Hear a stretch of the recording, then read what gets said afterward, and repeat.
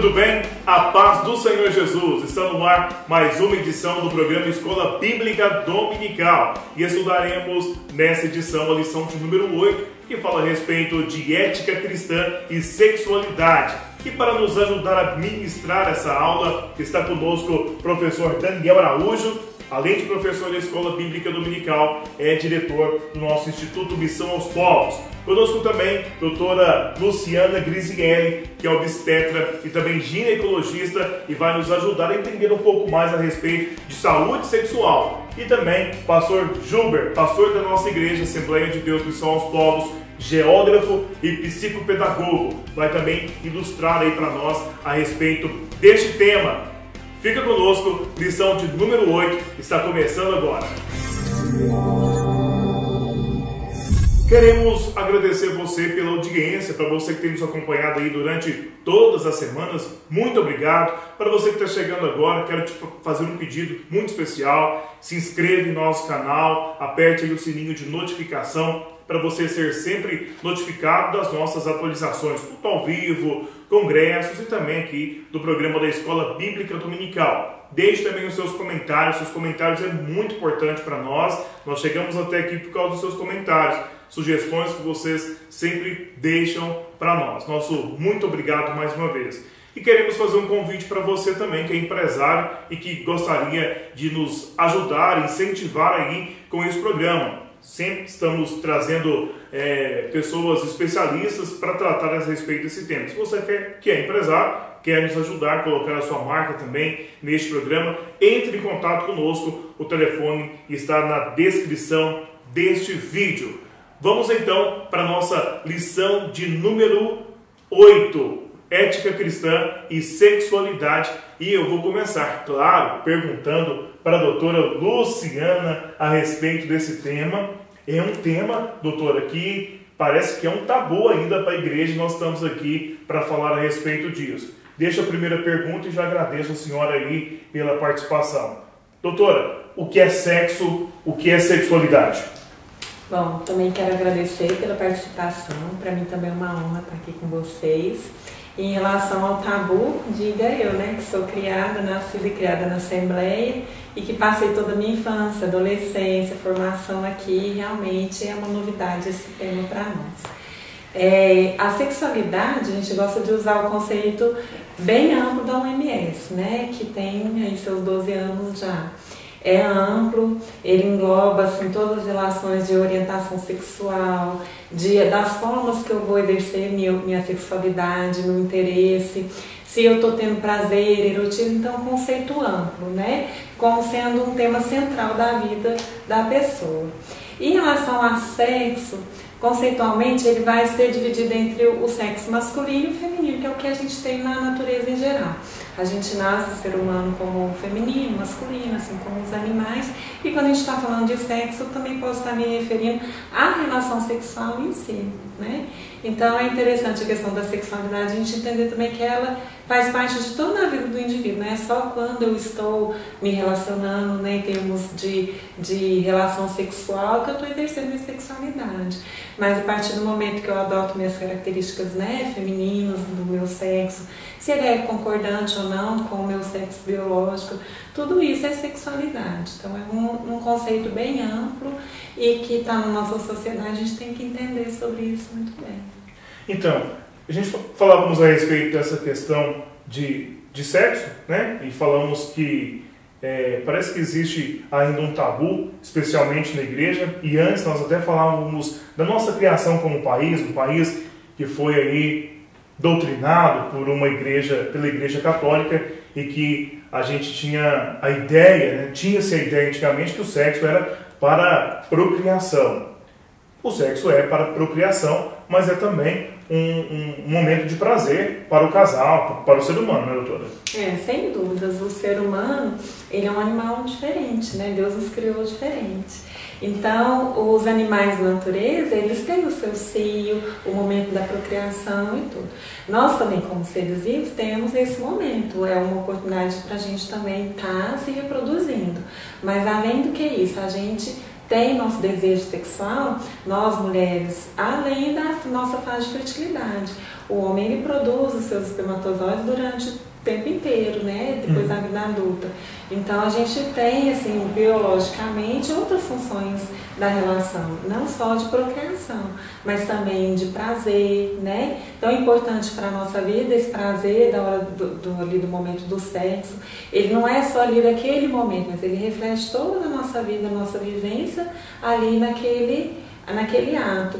E também de estar afunilando ali, aprofundando a intimidade do casal que está ali praticando. Então o sexo, sem dúvida, assim, na nossa espécie, não tem só a função de procriação. Então ele é mais amplo, ele é mais profundo. Daqui a pouco nós vamos entrar nas questões da igreja. O pastor Gilbert está aqui para nos ajudar. Nós entendemos como igreja que o sexo é um ato lícito dentro do casamento. O pastor Gilbert já vai explicar isso para a gente. Mas existe uma idade para iniciar e uma idade que não se pratica, mas não se tem mais relação sexual? Então, a gente vai desenvolvendo. A gente nasce, não estamos prontos para o sexo, porque nós vamos passar por uma fase de modificações para o nosso corpo estar apto. Então, a partir do momento que o meu corpo ele passou por essa fase da puberdade, que eu sou um adolescente, eu já desenvolvi meus caracteres sexuais, né? Já adquiri minha forma de adulto, passei de criança a adulto, eu já estou pronto a estar praticando. Então, eu tenho um preparo que ele é físico e eu também tenho que ter um preparo que é social e psicológico. A gente fala muito isso, às vezes a menina, aos 9 anos, ela vai estar menstruando. Mas aos 9 anos, com certeza, a cabecinha dela não está pronta para poder fazer um ato, para arcar com as consequências daquele ato, tanto sejam de física, biológica, de contrair uma gestação, e também de, por exemplo, uma doença, né? E como que ela está construindo aquela relação, porque a relação não é só física, ela tem um afeto envolvido, um emocional, todo um contexto. Então, a gente fala que tem que estar casadinho em desenvolvimento. O primeiro, às vezes, vem o físico, depois tem o social, né? Que aí perante a sociedade, eu estou pronto para assumir, eu vou, por exemplo, posso naquela relação contrair uma gravidez. E socialmente eu tenho condições de levar essa gravidez à frente. É importante eu ter condições de cuidar do meu filho, de educá-lo e de ter como crescer com ele, né? E também a questão psicológica, né? Uma criança é totalmente diferente de um adulto em relação que ela vai estabelecer. Então, primeiramente, eu tenho que ter esse desenvolvimento psicológico, social e físico equiparado, não é só o físico. E para a menina isso é muito importante, porque às vezes ela desenvolve os caracteres sexuais, ela fica vistosa aos olhos do outro sexo, mas ela tem que ter o preparo emocional, isso é importante ela ter essa instrução, né? Para o homem também, né? Sem dúvida, porque eu puxei a sardinha para as mulheres. Porque eu trabalho com elas. Mas parece que a gente tem quase a impressão de que o homem está pronto, e não é a verdade, não, né? De forma nenhuma, ele da mesma forma, ele vai ter o desenvolvimento dele, às vezes vai ter uma característica machista da sociedade cobrando, né, aquela masculinidade dele, e ele pode não estar pronto da forma emocional como ele tem que estar. Isso tem que ser acompanhado. É muito comum as pessoas perceberem que ele é rapazinho desenvolver e na sociedade a gente vê ele lançado um prostíbulo, por exemplo, ele tem a iniciação dele, então são formas que a sociedade lida com isso. Mas aquilo ali está tendo qual representação dentro do emocional dele, da vida social, então isso tudo é importante. Em relação ao final da vida sexual, que a gente está comentando também é interessante. A mulher, a gente tem o climatério, né? E o homem também vai ter a fase dele correspondente da andropausa. E hoje em dia a gente tem recursos que acabam prolongando a vida sexual da gente, né? A gente está vivendo a era Viagra, então muitos problemas masculinos foram solucionados aí. E a gente tem um capítulo imenso em relação à sexualidade no climatério, que é muito bonito, muito interessante, porque ali naquele momento vai ter as experiências daquela mulher, né? O que ela foi ao longo da vida. Então aquilo ali ela vai levar para aquele momento dela de climatério. Então ela vai poder exercer a sexualidade dela numa maturidade muito maior. Então se ela teve essa maturidade, ela foi construída de uma forma prazerosa, é a hora dela desfrutar. Mas se ao longo da vida ela ficou o tempo inteiro com frustrações, com amarguras, aquele momento com certeza o físico, o emocional vai, né, estourar e acabar prejudicando ela por uma carreira que já é ruim, fadada para casa. Daqui a pouco eu vou voltar com a senhora para nós falarmos um pouco também sobre a questão de saúde, né? Saúde sexual, que é importante também. Professor, esse tema, ele é um tema bastante abrangente, né? Gostaríamos até de recomendar aí as salas que depois continuem discutindo a respeito desse tema, né? Que proponham seminários também. O que a revista traz e aborda? O que a lição abordou a respeito desse tema, professor? Rodrigo, é muito interessante, como todos os outros temas, muito pertinente para você que é professor, você que é aluno e você que quer se interar sobre a questão ética dentro da igreja. Mas específico, Rodrigo, eu quero aqui elencar e trazer a nossa discussão textual. Pastor, Luciana, está em Hebreus capítulo 13, versículo 4, venerado seja entre todos o matrimônio, e o leito sem mácula. Porém, aos que se dão à prostituição e aos adúlteros, Deus os julgará. Quando o escritor aos Hebreus trabalha nesse capítulo, ele vem trabalhar justamente sobre as convenções sociais dos hebreus. E ele recomenda essa questão matrimonial. Ele fala que o matrimônio ele seja sem mácula, ou seja, existe uma bênção de Deus sobre o matrimônio. E aqui, quando ele fala sobre leito, ele está falando sobre a relação sexual marido e mulher. E o contrário disso, agora vem falar sobre o adúltero, sobre a questão também de outros termos como sodomia, como incúnios da cultura babilônica, vem falar que eles serão julgados por Deus. O que a gente precisa trabalhar são dois aspectos. O primeiro, a cultura judaica ela era muito fechada à discussão sobre a sexualidade, Rodrigo. Ela tem não que ela não discutia, mas ela era muito fechada. Inclusive, atualmente, alguns estudos feitos com a cultura judaica provam que ainda tem também algumas discussões, alguns problemas na discussão da sexualidade. Outro aspecto é a nossa própria criação, como você disse bem na parte introdutória. Nós somos o país que tem 500 anos, 300 anos de um domínio maciço de determinada linha teológica e linha religiosa, que é a Igreja Católica.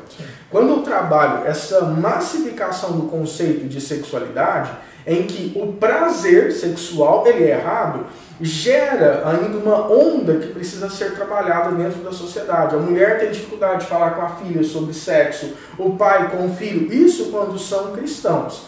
Em outrora, em outras linhas, outras religiões, ou até mesmo outras situações comportamentais, como questões sociais, como a Luciana mesmo disse, alguns jovens sendo incentivados a participar de prostíbulos para iniciar sua vida sexual, aí é outra cosmovisão. A cosmovisão cristã é mais fechada. É importante a gente perceber esses detalhes. O que a Bíblia traz, quando ele relata algumas questões de pecados sexuais, como aconteceu com Davi, os patriarcas, como acontece no Novo Testamento, quando fala sobre a questão da sodomia, a questão da condenação da sexualidade, são relatos específicos. Ali não condena o prazer dentro do matrimônio.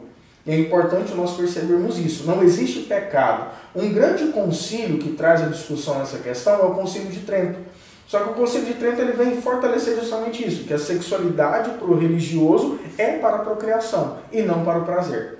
Quando nós lemos esse versículo, essa orientação e vários outros versículos, o livro de Provérbios vem falar sobre essa questão, o próprio livro de Cantares também fala sobre esses detalhes, vem falar que o prazer sexual é benéfico ao homem e à mulher quando? No matrimônio. E é importante nós discutirmos isso.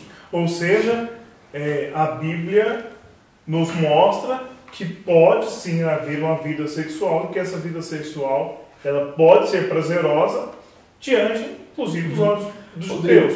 Pode e deve. Quando Paulo também escreve a primeira carta à igreja de Corinto, ele vem trabalhar sobre a questão quando o homem ou quando a mulher, eles vêm para a igreja, mas o seu cônjuge não.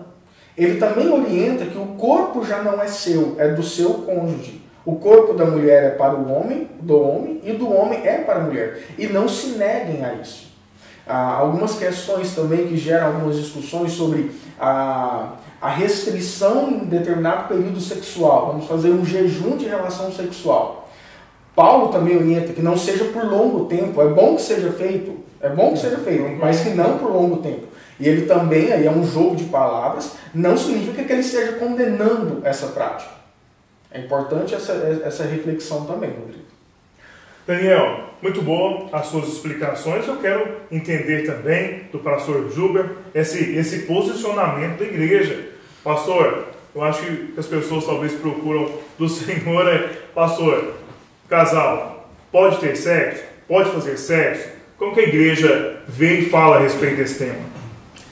Primeiro, Rodrigo, quero agradecer a oportunidade de estar aqui. Para mim é um prazer estar aqui com vocês. Quero dizer que a posição da igreja ela nem sempre foi a mesma sobre a questão do sexo. Hoje a gente entende, é claro, pela Bíblia Sagrada, que o casal deve, fazer sexo. Ele foi criado por Deus, mas nem sempre foi assim. Eu não estou dizendo a nível de Assembleia de Deus, nem a nível dos evangelhos, estou dizendo a nível de cristianismo. O Daniel falou do Concílio de Trento, mas a questão, nós poderíamos voltar 2000 anos atrás.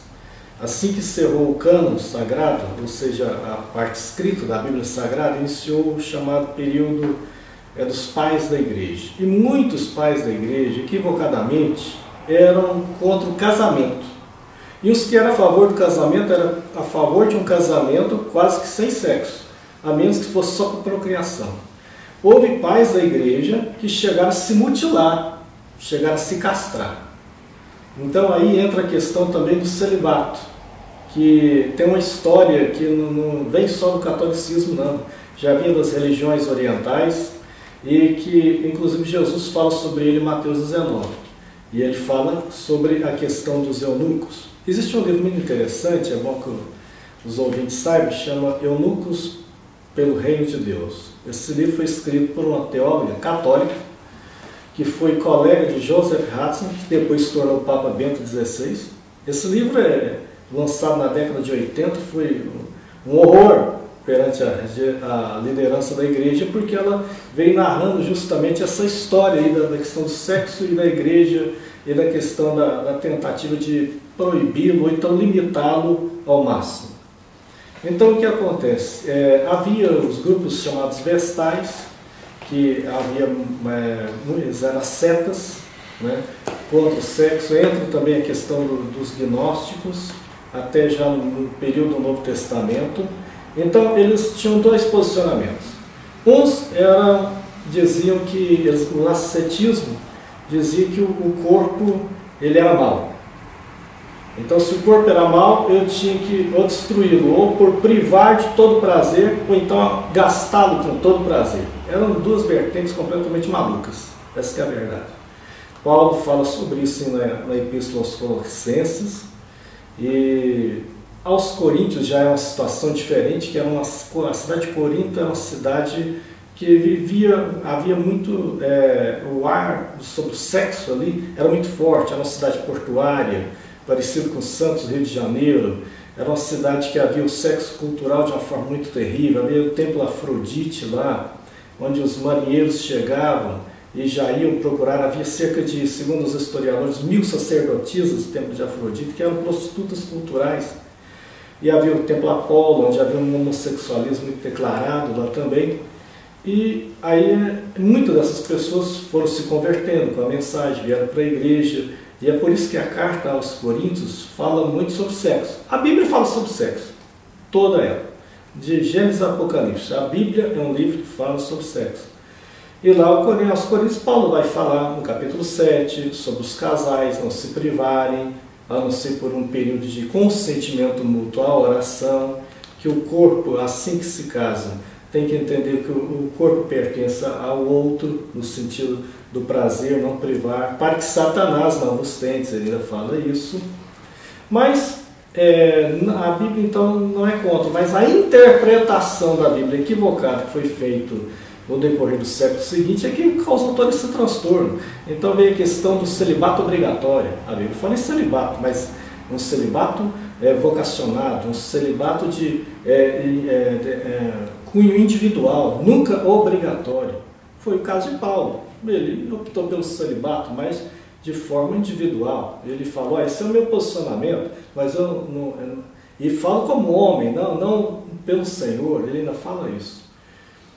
E ele também vivia um momento diferente, era um momento de grande perseguição da igreja, e ele aconselha as pessoas, inclusive, a se casarem. Mas vem a questão do celibato, que antes não era obrigatório, até o ano 300 não era, até o concílio de Niceia não era, foi a partir de Niceia que vem praticamente sendo imposto, e é lá no século 8, por aí, depois de Cristo, que ele vai se tornar obrigatório, e no concílio de Trento, sim, aí ele vai se tornar oficialmente doutrina oficial da igreja. Até aí não havia, ele não era tão obrigatório, havia uma certa liberdade. Havia sacerdotes que ainda se casavam. A Igreja Católica Ortodoxa russa, os padres casam. Sim. Então, o que acontece? Aí depois, além da questão do celibato, vem também a questão do casamento, colocando o sexo no casamento como algo pecaminoso, como algo apenas para procriação, como algo apenas para evitar a prostituição. Na Bíblia, não é assim que a Bíblia trata. A Bíblia trata que o sexo foi criado por Deus e Deus viu que era bom quando criou o homem e a mulher. E ele foi feito para a procriação, sim, mas também para prazer de ambos. Mas essa posição, depois do catolicismo, infelizmente também algumas igrejas protestantes, principalmente na época chamada do puritanismo, adotou também algumas posições muito erradas. Na prática pastoral, o que a gente percebe é o seguinte, a prática pastoral parece a questão dos médicos também, que está aqui a doutora Luciana. Muitos só procuram o pastor para aconselhamento quando surge um problema, não na forma preventiva ou aconselhamento preventivo, mas sim só quando há um problema. E isso não deveria ocorrer. Esses conselhos deveriam ser procurados antes, no momento de orientação, e não apenas quando surge o problema. Como eu até disse no início, a igreja cristã, evangélica, nossa igreja, nossa denominação, entende que o sexo é uma prática para o casamento. E o senhor disse muito bem a respeito disso, que os casais não procuram, deveriam procurar no casamento, também antes do casamento, né, pastor? Antes do casamento, porque o que a igreja orienta, no caso dos solteiros, a igreja é contra o ato sexual antes do casamento. A igreja crê que Deus criou o sexo, que ele é bom, mas que ele deve ser exercido dentro dos limites do casamento.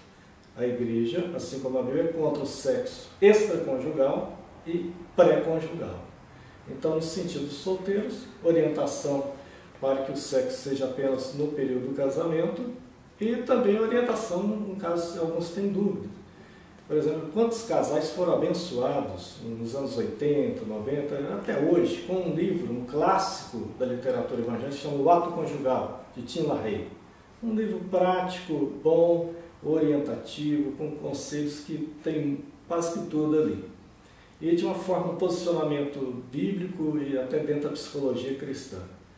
Agora, no casal, na questão dos casais, sim, aí tem que haver orientação, sim, porque há problemas que resultam até em divórcio por falta de orientação ou de pensamentos meio arcaicos. É da mulher que acredita que foi instruída que o sexo é algo ruim e ela vê quase como uma obrigação ruim. É o homem que também vê o sexo ou de forma estranha ao desejo da mulher, sem haver um consentimento mútuo sobre o que fazer e o que não fazer, que isso deveria ser mais entre o casal, a sua consciência e a luz da palavra.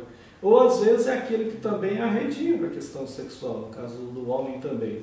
Então é vice-versa isso. Então, sexo também dá problemas conjugais sérios. Alguns resultam em divórcio. E precisa de orientação ou pastoral e algumas vezes profissional. Doutora Luciana, quais são os problemas assim que normalmente chegam ali no consultório? Só para a gente exemplificar alguma questão aqui. No consultório, a gente tem uma situação que o pastor colocou, que é a questão de chegar já com o caldo entornado, né? No entanto, é muito melhor prevenir do que remediar. Então, faço minhas palavras dele. É interessante o preparo para aquilo, a percepção das mudanças do corpo, se perceber qual é a sua orientação, sua identidade e ter isso estabelecido para poder ir para a prática. Em consultório, a gente costuma ver elas chegando com a questão muito física, com a visão machista da sociedade. Então, diante de uma inadequação, como o pastor bem colocou, onde às vezes o homem quer fazer alguma prática, a mulher não concorda, ou ela que quer alguma coisa que está inadequada, inajustada, é comum na sociedade, olha, você vai lá, né, a mulher, o homem fala para ela, você vai lá no seu ginecologista, dosar seus hormônios para ver qual defeito você tem, né? No entanto, não são problemas físicos a maioria. E há uma frustração muito grande quando a gente profissional coloca para ela, olha, a questão física está perfeita, está tranquila. Não é isso. E muitas vezes o papel do pastor, do psicólogo, do psiquiatra, ele vai ser muito mais importante do que nós, os ginecologistas, o urologista, porque a questão física é um adjuvante ali. Eu estou no climatério, mas eu estou com uma secura, mas isso é o mínimo. Eu consigo lidar bem com essa secura através de medicação, mas que não vai resolver sua questão, né, de relacionamento. Então, a questão sexual, eu passo muito pelo tipo de relacionamento. Qual que é o meu relacionamento com esse companheiro, com esse parceiro, como que tá as nossas adequações. A mulher, ela é muito influenciada pela questão emocional. Então, muitas vezes, por exemplo, uma briga de casal, acabada a briga, se o marido vai se sentir estimulado com um físico ali da mulher, vamos supor que ela tá com uma lingerie diferente, alguma coisa já chama a atenção dele. E por mais que ele tente agradar ela, se não tiver resolvido aquela questão da briga, ela não vai se soltar, ela não vai ter, né, o aproveitamento daquela relação. Então isso é muito importante em questão de mulher, em questão de homem, eles lidam de forma diferente.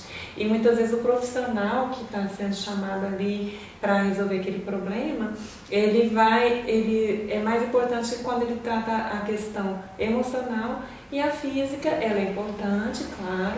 Todas elas têm que ter uma avaliação física, a gente tem alterações tipo, que podem ter contratura, alguma infecção, mas são questões pontuais, bem menos do que toda aquela questão do relacionamento que está envolvido.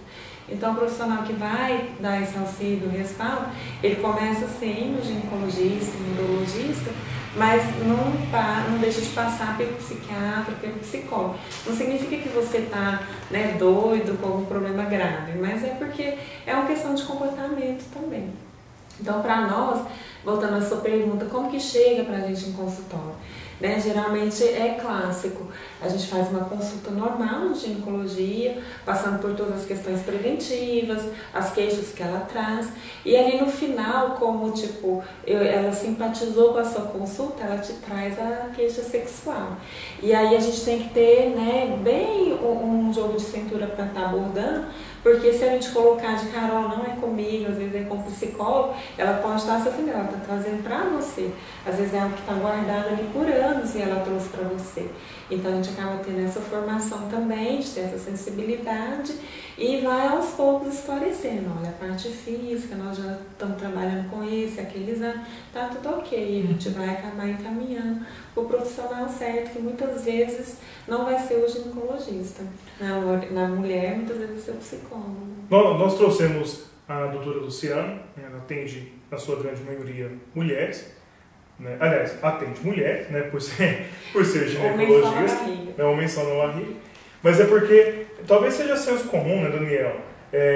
A impressão que a gente tem é que quando se trata desse assunto, parece que a mulher tem algumas outras, tem dificuldades maior que o homem, né? Em questões de saúde, de como é tratado. E também talvez até seja senso comum, mas parece que o homem é mais ignorante a respeito disso, né? Leva para um lado mais machista, um posicionamento mais machista, entendendo às vezes, fazendo aqui uma observação, que a mulher parece que ela é obrigada a dar prazer para ele, mas a bem da verdade é que os dois têm que ter prazer junto, né, doutora? Claro, é uma questão muito mais social, cultural, aprendida, e qual já foi colocada aqui de forma muito, muito clara, que é uma sociedade que construiu esse conhecimento. É interessante quando a gente usa a Bíblia, a gente vê que a Bíblia está além disso. O pastor bem colocou que o tempo inteiro fala disso de uma forma saudável, né? E realmente a gente ainda tem o machismo predominando, e é onde que coloca a mulher como aquela que tem que está errada, que tem proporcionar o prazer. E a gente tem construído na nossa sociedade essa questão que a mulher também está ali como uma parceira, ela também tem direito a sentir o prazer, e isso tem que ser entendido em primeiro lugar pelo próprio indivíduo, né? A partir dele, da própria mulher, do próprio homem, para eles poderem atuar enquanto casal. Então isso é muito importante. Daniel, a revista no final ela traz algumas práticas, né, que ela aponta com práticas ilícitas. Eu gostaria que você trouxesse esse final da revista também. É interessante voltar a 2 tópicos, Rodrigo.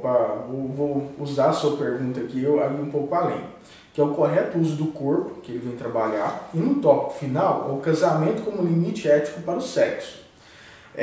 Vem falar isso que o pastor Gilberto já ponderou, que eu falei, que a Luciana vem falar sobre a questão da própria preservação do matrimônio. Então tá. Quando a gente trabalha essa questão dos limites, dos modelos sexuais, é importante a gente perceber que no contexto helenista, no contexto greco-romano, quando você fala de práticas ilícitas, você está falando de práticas sexuais tenebrosas. Uma questão que eu gosto muito de refletir, a gente estuda bastante isso dentro do Instituto, até o pastor aí usa a parte teológica também, pastor, para a gente somar nesse momento, é a questão quando você fala que que não herdarão o reino dos céus, como é que... Nossa, sumiu o nome da palavra, agora sumiu. Sodomitas. Como demais glutão. Os glutões não herdarão o reino dos céus. Só que a prática de glutonaria, sumiu da memória agora, a prática de glutonaria, ela está envolvida com um ritual que era da seguinte forma: as pessoas se fechavam em determinados templos, em determinadas salas, e tinham ali práticas sexuais, homem com homem, mulher com mulher, homens com animais, várias pessoas tendo práticas, eram realmente assim o que nós chamamos como sodomia, eram práticas sexuais escabrosas. E além disso, tinha outras práticas cultuais, ritualísticas, a deuses pagãos. Comia-se, aí aquela expressão comer até morrer vem desse momento, Rodrigo. As pessoas iam até a janela do templo e vomitavam o que tinham comido e bebido para voltar e ter a prática novamente. E ali você tem assim uma visão terrível da situação que era. No Novo Testamento, quando você trabalha essas práticas sexuais que Paulo, que Pedro, que os outros apóstolos, eles tanto condenam, eram assim muito sérias e muito fortes. E dentro da nossa conjectura, a conversa com o líder, com o pastor, a conversa entre o casal, a conversa sobre até que ponto a gente pode ir com a relação, ela é muito pertinente. Principalmente porque essa prática feita errada pode ser um gatilho para você relembrar de práticas antigas antes da sua conversão enquanto cristão. Tem um amigo meu que fala que não bebe mais, não pode nem chegar perto da bebida, porque ele starta ali, pastor, ele dá um gatilho que ele lembra do seu momento de pecado. E a prática sexual também é uma janela para você recordar coisas ruins do que você já praticou antes da sua conversão. Quer dizer, conversão, vida nova, vida sexual nova. Vida sexual nova. Tá certo. Mais alguma ponderação, professor, para a gente partir para o encerramento? Quero agradecer estar aqui com vocês, estar aqui com esse pessoal tão maravilhoso que tem nos acompanhado nessa lição tão maravilhosa, e dizer que nós precisamos sim orar pelos nossos cônjuges, inclusive na nossa prática sexual. E perceber que faz parte daquilo que Deus preparou para o homem. Teologicamente nós não estamos errados e religiosamente nós também não estamos errados. Nós estamos zelando ali pelo parceiro, aquilo que Deus nos deu, que é o cônjuge, que é a família que Ele nos tem preparado. Tá certo. Obrigado, professor. Doutor, eu vou encerrar, mas eu vou encerrar com pergunta, né? Nós trouxemos aqui muitas questões a respeito das mulheres, mas eu queria falar sobre 2 coisas. Uma que é os métodos, né, para evitar a gravidez, que a igreja não condena, a igreja protestante não condena, e também talvez um método em voga hoje, que tem sido feito aí por muitos homens, que é a vasectomia. Eu gostaria só que a senhora explanasse só um pouco a respeito dessas questões. Ok. Então, em relação ao método contraceptivo, foi tido como uma evolução da sociedade, né? Surgida ali na época da Revolução Industrial, do movimento hippie, e foi tido como ali a pílula anticoncepcional, aquele momento da liberdade da mulher, que descobriu que na verdade era uma libertinagem, né? E deu a oportunidade da mulher de programar a prole, né, construir todo o pensamento em relação à saúde reprodutiva, né, o direito de escolher com quem ter meus filhos, qual o momento da minha vida, quantos bebês eu vou querer, né? Então é de extrema importância.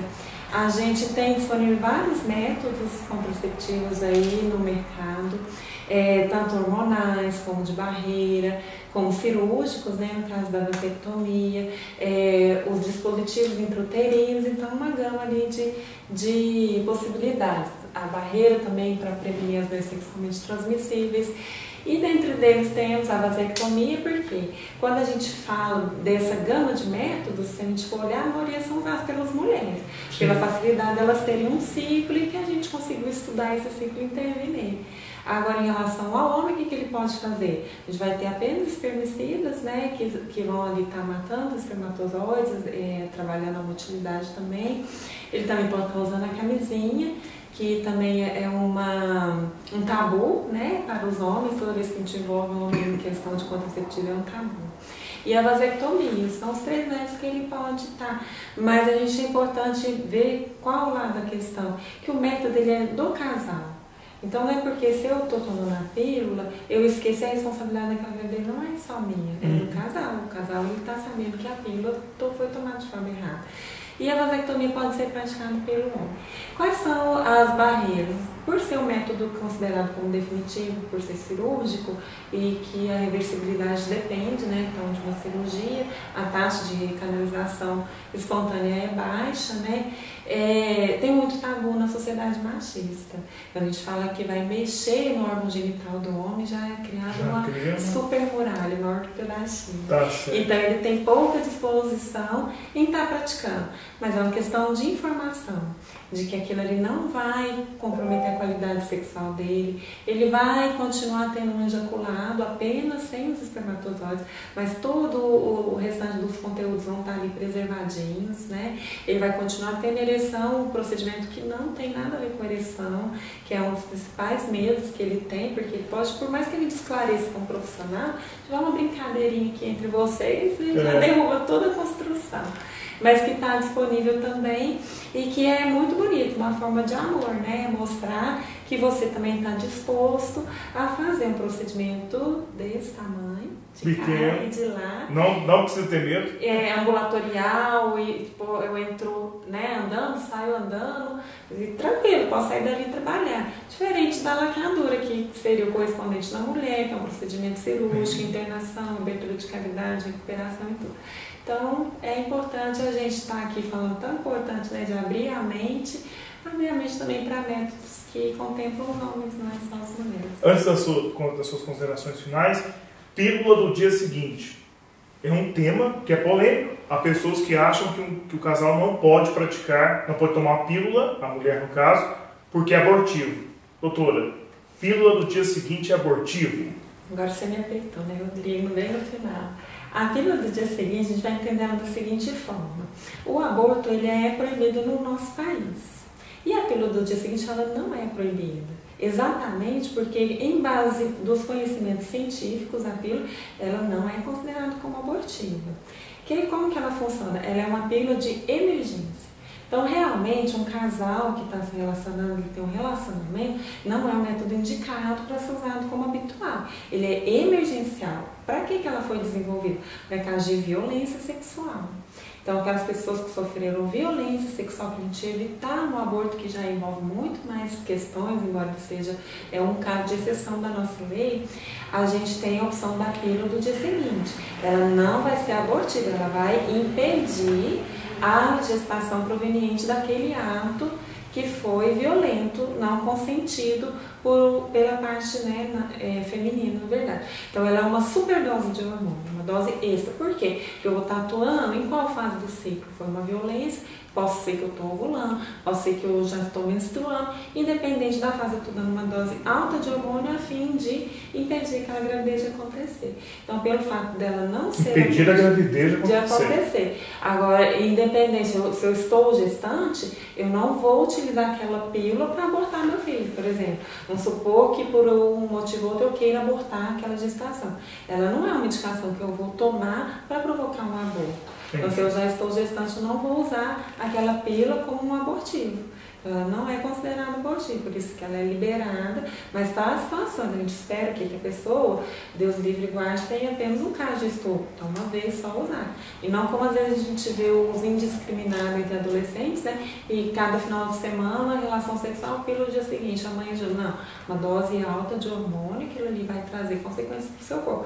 Não é um método para ser usado rotineiramente, ele é emergencial. Doutora, muito obrigado pela presença da senhora, pelos esclarecimentos e queremos dizer aí às mulheres e aos homens que em dúvida procure um médico, que é sempre muito bom e recomendado também. Doutora, muito obrigado. Obrigada, eu agradeço. Pastor Júlio, para nós encerrarmos, eu gostaria que o senhor deixasse aí as suas considerações finais e vou deixar também uma última pergunta para o senhor. Além do casal procurar o pastor, o que é muito importante, existem pastores que não estão muito bem orientados com relação a essas questões de prática sexual, de vida sexual do casal. O pastor também pode procurar ajuda para orientar também os seus congregados ali, né, pastor?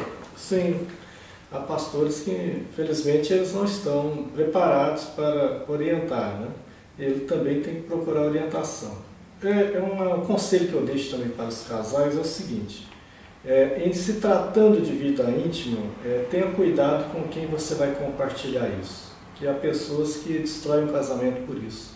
Compartilha algum problema de fórum íntimo com alguém que, em vez de ajudar, divulga para outras pessoas que não deveria falar e pessoas que não vão poder ajudar. Então, em se tratando de vida íntima, seja pastor, seja quem não é pastor, procure uma pessoa certa para se orientar. E eu gostaria de, antes de encerrar, dizer também que um problema muito sério que tem havido entre casais é a questão da pornografia. Então, falando agora casais cristãos, e que se estende também a solteiros, um cuidado que tem que haver. Hoje, com a facilidade da internet, né, das redes sociais, ter muito cuidado com isso, porque acaba que ali é oferecido algo que a pessoa tem uma visão errônea, às vezes do sexo, às vezes de muita coisa, e isso pode trazer um prejuízo grande para o casal, né, a vida do cônjuge ali, resultando às vezes até do rompimento dos laços matrimoniais. Melhor conselho: em primeiro lugar, tenha um diálogo aberto com o seu cônjuge. Fale o problema que está vendo, procure, em primeiro lugar, os 2 meses tentar ver o que é possível acertar. Havendo uma dificuldade maior, aí sim, procure uma orientação de alguém que saiba com certeza que vai poder orientá-lo, seja a nível pastoral ou seja a nível profissional. E, no mais, é isso. Deus abençoe a todos. Muito obrigado pela participação aqui nesse evento. Então aí a participação dos nossos professores, especialistas a respeito de um tema tão importante. Então, o que ficou para todos nós aqui nessa discussão, nessa aula, foi de que o sexo é sim permitido, é permitido no casamento e é benéfico para a saúde do casal, né? Desde que Deus esteja aí nessa relação também. Nosso muito obrigado a todos vocês. Para você que chegou até aqui na nossa aula, deixe aí o seu comentário, o seu curtir, deixe as suas perguntas para nós tentarmos responder a todos.